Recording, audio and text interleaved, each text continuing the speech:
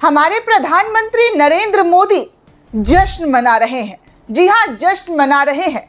और जश्न ऐसा छोटा मोटा नहीं बल्कि बड़े ग्रैंड लेवल पर। लेकिन जश्न के बीचों बीच जब दनादन गोलियां चलने लगे, जश्न के बीचों बीच जब खबर आए कि कैसे अपराधी अपने अपराध को चरम सीमा तक पहुंचा चुके हों, तो क्या ये रंग में भंग जैसा नहीं होगा दोस्तों? बिल्कुल होगा, क्योंकि हमारे मोदी जी जश्न मनाने में मशगूल हैं। लेकिन दिल्ली से सटे हुए हरियाणा में ताबड़तोड़ तरीके से गोलियां चलती हैं। क्यों चलती है, वजह क्या है, ये सब कुछ आपको बताऊंगी। लेकिन उससे पहले आपको बता दूं कि कोर्ट ने मोदी सरकार के बोलने की आज़ादी पर जो लगातार निरंकुश लगाने की कोशिश की जाती रही है, कैसे एक संस्था को पूरी तरीके से बर्बाद कर दिया गया। क्यों?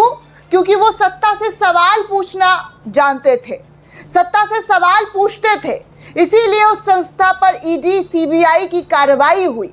लेकिन एट द एंड हुआ क्या?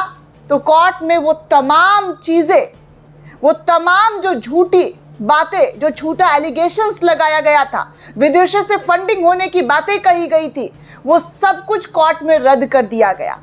बाकी भी कई बड़ी खबर आपको बताऊंगी, लेकिन सबसे पहले आपको ये तस्वीर दिखाती हूँ। ये तस्वीर आप देख रहे हैं, ये भाजपा के कई मंत्रियों के जरिए शेयर किया गया है। मोदी के 12 साल कंप्लीट होने पर आप तस्वीरें देखिए। ये देश के शिक्षा मंत्री हैं। जी हाँ, देश के शिक्षा मंत्री धर्मेंद्र प्रधान जो है पूजा अर्चना करते हैं। उसके बाद संबित पात्रा नज़र आते हैं। राजस्थान के सीएम भजन लाल वो नज़र आ रहे हैं। दिल्ली के जो मिनिस्टर है प्रवेश वर्मा, वो मोदी जी के 12 साल की पूजा अर्चना कर रहे। जेपी नड्डा, रेखा गुप्ता और तमाम जो है गिरिराज सिंह, मोदी, शिवराज सिंह चौहान, बाकी भी तस्वीरें आप देख सकते हैं, बांसुरी स्वराज, ये तमाम लोग कल पूरे दिन जश्न मनाते हुए दिखाई दिए। क्यों? क्योंकि मोदी जी ने 12 साल कंप्लीट कर दिए, नेहरू के जो रिकॉर्ड है उसको तोड़ दिए। आज भी उनको नेहरू का सहारा लेना पड़ता है, आज भी वो 75 साल में जी रहे हैं। देश कहाँ से कहाँ पहुँच रहा है, लेकिन मोदी जी क्या कर रहे हैं? कांग्रेस कांग्रेस कांग्रेस, नेहरू नेहरू नेहरू, सोनिया गांधी, राहुल गांधी, यही करके अपनी पूरी पॉलिटिकल करियर जो है हाई पर पहुंचाना चाहते हैं। लेकिन वो सब चीज़ें दोस्तों हो सकती है क्या? नेहरू ने इस देश को क्या दिया है, ये किसी से छुपा नहीं है। नेहरू ने इस देश को आईआईटी दिया है, नेहरू ने इस देश को एम्स दिया है, आईआईएम दिया है, कई बड़े संस्थान दिए। प्रधानमंत्री नरेंद्र मोदी की क्या उपलब्धियां हैं, क्या दिया है उन्होंने? एक भी उपलब्धि आप दिखा दीजिए कि वो बताएं कि हमने ये दिया है। राम मंदिर से याद आया कि राम मंदिर घोटाले को लेकर बीजेपी के बड़े नेता भी डर दिखा रहे हैं, खौफ दिखा रहे हैं कि अगर कुछ बोलेंगे तो बड़ी आफत आ जाएगी। उन सब पर भी चर्चा की जाएगी। लेकिन इस वक्त मोदी जी का सबसे पहले मैं फोकस दिखाऊंगी कि कल सब मंदिर पहुंचे, तमाम बीजेपी के बड़े नेता, छोटे नेता सब पहुंच करके पूजा अर्चना। राघव चड्ढा तक, जो आम आदमी पार्टी से उठकर अर्श से फर्श पर बैठाया, वो राघव चड्ढा भी मोदी जी के लिए प्रार्थना करते हुए नजर आए। स्वाति मालीवाल, जिसे आम आदमी पार्टी ने आगे किया, वो सब कुछ कल जो है मोदी जी की गुणगान कर रहे हैं, क्योंकि ये सब बीजेपी में चले गए। सोचिए एक नेता को कितना ज्यादा, जी हाँ, कितना ज्यादा महान दिखाने के चक्कर में वो जो कल तक गालियां दे रहे थे, कल तक गुंडों की पार्टी कह रहे थे, वो सब पूजा पाठ कर रहे हैं, आरती उतार रहे हैं। क्यों? क्योंकि मोदी जी का 12 साल का कार्यकाल कंप्लीट हुआ है। और इस कार्यकाल कंप्लीट होने की वजह से हर तरफ वाह वाह वाह वाह वाह वाह। लेकिन उसी वाह वाह के बीच आपको मैं ये खबर दिखाऊंगी, जो हरियाणा, जहां पर भाजपा की शासन है, भाजपा का सत्ता है, डबल इंजन की सरकार है, वहां पर दनादन गोलियां चली है, दनादन गोलियां। सोचिए, ये इस देश को सुरक्षित हाथों में पहुंचाने की बात करते हैं कि देश सुरक्षित हाथों में पहुंच चुका है। और यहाँ पर मोदी, योगी, अमित शाह का शासन है, इसीलिए अपराधियों के अपराधों का मनोबल खत्म कर दिया गया है। भाजपा शासित राज्यों से ऐसी ऐसी खबरें आएंगी दोस्तों, वो दिखाऊंगी नहीं तो क्या करूंगी बताइए। आप लोगों को बताऊं ना, या सिर्फ गुणगान करना शुरू कर दूं? मैं भी गुणगान करना शुरू कर दूंगी तो मुझे भी बहुत सारे मौके मिलेंगे। गोदी चैनल्स की तरह ठाट बाट से एकदम मस्त जिंदगी कटेगी। लेकिन यहाँ क्या है दोस्तों, अगर मैं अपने काम के साथ ही धोखेबाजी करना शुरू कर दूंगी तो मेरे और गोदी मीडिया के चाटुकारों में कोई फर्क नहीं रहेगा। तो ध्यान से इस खबर को सुनिएगा और समझिए और लोगों तक भी शेयर कीजिए कि कैसे इस देश को गुमराह किया जा रहा है। जश्न के बीचों बीच जब दनादन गोलियां चले तो ये देश सुरक्षित हाथों में नहीं, बल्कि एक ऐसे हाथों में पहुंच गई है जहां पर जनता से इनको कोई सरोकार नहीं है, जहां पर जनता की सेफ्टी सिक्योरिटी से इनको कोई सरोकार नहीं है। इनको सिर्फ अपना दिखता है और अपना इस कदर दिखता है कि सत्ता पावर के लोभ में बनी बनाई पार्टी को तोड़ देना, मरोड़ देना, ये अक्सर भाजपा को देखने सुनने को मिलता है। अब कितना आपको चाहिए पावर? इतने राज्यों में आपकी सरकार है, केंद्र में आप बैठे हुए हैं, लेकिन फिर भी पावर पावर पावर। टीएमसी को तोड़ना है, कांग्रेस को तोड़ना है, आम आदमी पार्टी को तोड़ना है, सबको तोड़ देना है, सबको खत्म कर देना है। तो सिर्फ और सिर्फ नाम क्या रहेगा भारतीय जनता पार्टी की? ये सरकार क्या यही चाहती है कि बस बीजेपी का ही नाम हो और कोई पार्टी उनके इर्द गिर्द ना हो? लेकिन आप देखिए, इनके सरकार में होते हुए भी, इनके कई राज्यों में मुख्यमंत्री रहते हुए भी कैसे और क्या खबर आ रही है। हिंदुस्तान लाइव की खबर है दोस्तों, हरियाणा के हांसी में गुरुवार को सुबह सुबह, जी हाँ आज ही सुबह सुबह, एक सनसनीखेज घटना से इलाका पूरी तरीके से दहल उठा। यह फब्बारा चौक के पास बाइक सवार कुछ हमलावर जो है वो बाइक पर बैठकर आए और जिम ट्रेनर को गोलियों से मार डाला। इतनी गोलियां चलाई कि मत पूछिए। जानकारी के मुताबिक जिम संचालक कपिल सुबह करीब 5 बजे लड़के लड़कियों को एक्सरसाइज करवा रहे थे, तभी घात लगाकर पहुंचे हमलावरों ने 10 राउंड की गोलियां चलाई है। जी हाँ, 10 राउंड की फायरिंग की है। गोलियां लगते ही कपिल की मौके पर मौत हो गई है। इस दौरान एक अन्य युवती भी घायल हो गई और हिसार के निजी अस्पताल में उसे भर्ती कराया गया है।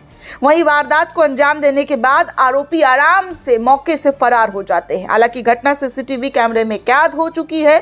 सूचना मिलते ही पुलिस, सीआई और फॉरेंसिक टीम मौके पर पहुंची और पूरे इलाके को सील कर दिया है और फुटेज खंगाला जा रहा है। सीसीटीवी फुटेज में देखा जा सकता है कि 25 वर्षीय कपिल जिम से कुछ दूर दुकान में बनी सीढ़ियों पर लड़के लड़कियों को वार्म अप करवा रहे थे। तभी हेलमेट पहने और मुंह ढके हुए हमलावर वहां पर आते हैं और पीछे बैठे बदमाश ने उतरते ही कपिल पर पिस्टल से अंधाधुंध फायरिंग कर दी। जी हाँ, कपिल पर अंधाधुंध फायरिंग करना शुरू कर दिया। हमलावर ने बेहद करीब से 5 सेकंड में 10 राउंड की फायरिंग गोलियां चलाई और कपिल के सर और पीठ में भी गोलियां लगी और वो जमीन पर गिर गए। सोच सकते हैं दोस्तों, इन तमाम कामों को अपराधी अपराध करके आराम से भाग जाते हैं और चले जाते हैं। और बताया जा रहा है कि मृतक जिम संचालक कपिल मूल रूप से जींद के डालमवाल गांव का रहने वाला था और अभी हांसी के शांति निकेतन में वो रह रहा था।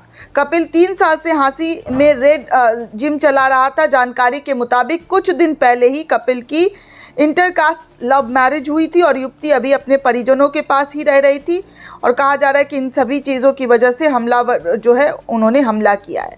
मतलब आप सोचिए दोस्तों कि क्या और किस तरीके के जो है खबरें देखने सुनने को मिलती है। लेकिन ये सरकार कहती है कि देश सुरक्षित हाथों में। ऐसी सुरक्षित हाथों में है दोस्तों कि भाजपा के बड़े नेता, जी हाँ नाम लेकर मैं बता रही हूँ, बृजभूषण शरण सिंह, वो क्या कह रहे हैं कि सच बोलूँगा तो परेशानी में आ जाऊँगा। राम मंदिर में जो चंदा चोरी हुआ है, जो चढ़ावे की माल को जो लूट खसूट हुआ है, उस पर बृजभूषण शरण सिंह का बयान सामने आया है। सच बोलूँगा तो परेशानी में आ जाऊँगा। मतलब सोचिए कि कितना डर, कितना खौफ है भाजपा के शासन में अपनों से ही, कि अगर सच बोल देंगे तो वो परेशानी में आ जाएंगे। अयोध्या राम मंदिर चढ़ावे में चोरी का मामला गरमाया हुआ है। सरकार चुप है, योगी जी चुप है, हिंदू मुस्लिम पर राजनीति करने वाले सब चुप है, सारे खैर खा चुप है, राम मंदिर पर वोट मांगने वाले सब कोई चुप है, क्योंकि चंदा चोरी का मामला इस वक्त चारों तरफ गरमाया हुआ है। अखिलेश यादव ने इस मामले को उठाया और लगातार अखिलेश यादव इन मामले पर बीजेपी को घेर रहे हैं। आम आदमी पार्टी के सांसद संजय सिंह ने भी हमलावर हुए और उन्होंने भी कहा कि कैसे बीजेपी चंदाखोर पार्टी है। इसी बीच राम मंदिर में खास आस्था रखने वाले, मंदिर आंदोलन में बढ़ चढ़कर हिस्सा लेने वाले भाजपा के पूर्व सांसद और बाहुबली बृजभूषण शरण सिंह का भी बयान सामने आया है। उन्होंने ऐसी बातें बोल दी जिससे मामले को और ज़्यादा संदेहास्पद बना दिया गया है। उन्होंने कहा है कि मैं अगर सच बोलूँगा तो परेशानी में आ जाऊँगा। उन्होंने ऐसा इशारा किया जिसका मतलब कई सारे निकाले जा रहे हैं। कभी किसी से डरने की बातें नहीं कहने वाले, दबदबा रखने वाले बृजभूषण शरण सिंह कह रहे हैं कि अगर मैंने सच बोल दिया तो मैं परेशानी में आ सकता हूँ। ये हाल हो गया है दोस्तों कि सच बोलने से हर कोई भाग रहा है, सच कोई बोल ही नहीं पा रहा है, क्योंकि सच अगर बोला जाएगा तो ऐसा गाज गिरेगा कहाँ से कहाँ किसी को नहीं पता। चलिए बाकी आपको एक और खबर दिखा दूँ। आपको याद होगा कुछ साल पहले न्यूज़ क्लिक के खिलाफ ईडी का केस हुआ। EOW की FIR अब खारिज हुई। कानून का घोर दुरुपयोग हो रहा है, ऐसा हाई कोर्ट को सामने से आकर कहना पड़ रहा है। ईडी के जिस मनी लॉन्ड्रिंग केस में EOW की FIR से न्यूज़ क्लिक के खिलाफ हवा खड़ा किया गया था, वो आखिरकार अब पूरी तरीके से फुस साबित हो गया। दिल्ली हाई कोर्ट ने न्यूज़ क्लिक और उसके एडिटर इन चीफ प्रवीर प्रकाश के खिलाफ विदेशी फंडिंग के आरोप में दर्ज ईडी के मनी लॉन्ड्रिंग केस में दिल्ली पुलिस की आर्थिक अपराध शाखा यानी EOW की FIR को पूरी तरीके से खारिज कर दिया। कोर्ट ने कहा है कि इस केस में कोई सबूत नहीं है, ये कानून का घोर दुरुपयोग है। अदालत का ये फैसला केंद्र का मोदी सरकार के लिए एक तरीके से बड़े झटके के रूप में देखा जा रहा है। जस्टिस नीना बंसल कृष्णा की एकल पीठ ने यह फैसला सुनाया। कोर्ट ने साफ कहा कि अगर FIR में लगाए गए सारे आरोप मान भी लिए जाए तो IPC की धारा 406 यानी आपराधिक विश्वासघात और 420 यानी धोखाधड़ी के जरूरी बातें नहीं बनते हैं, इसीलिए ये केस चलाए रखना गलत है।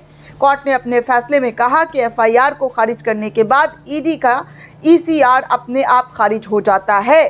इसके साथ ही हाई कोर्ट ने साफ साफ कह दिया कि पूरी ECIR यानी मनी लॉन्ड्रिंग केस को खारिज किया जाता है। ये केस कानून की प्रक्रिया का घोर दुरुपयोग है।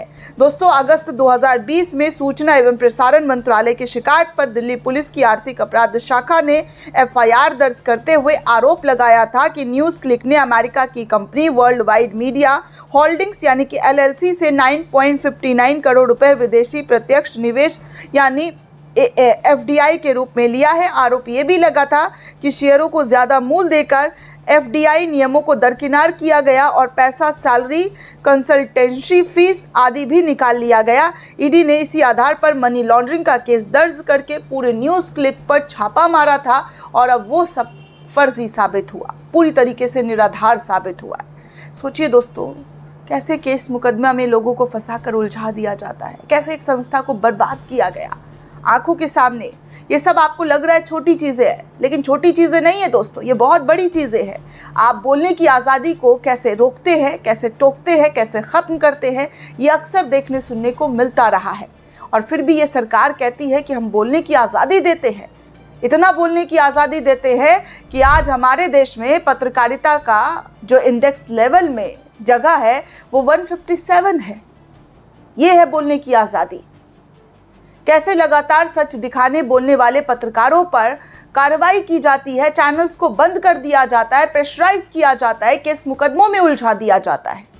ये इस देश में पत्रकारों के हालात की सच्चाई है, संस्थानों के हालात की सच्चाई है। मैं गोदी मीडिया की बात नहीं कर रही हूँ, मैं इस देश में आज़ाद पत्रकारिता की बात कर रही हूँ, जिसे अक्सर तोड़ने, मड़ोड़ने, झुकाने की कोशिश की जाती है। दोस्तों, ये पूरी रिपोर्ट आपको कैसी लगी हमें कमेंट करके ज़रूर बताइएगा। साथ ही साथ चैनल को ज़्यादा से ज़्यादा लाइक, शेयर और सब्सक्राइब करना बिल्कुल भी ना भूलें। शुक्रिया दोस्तों।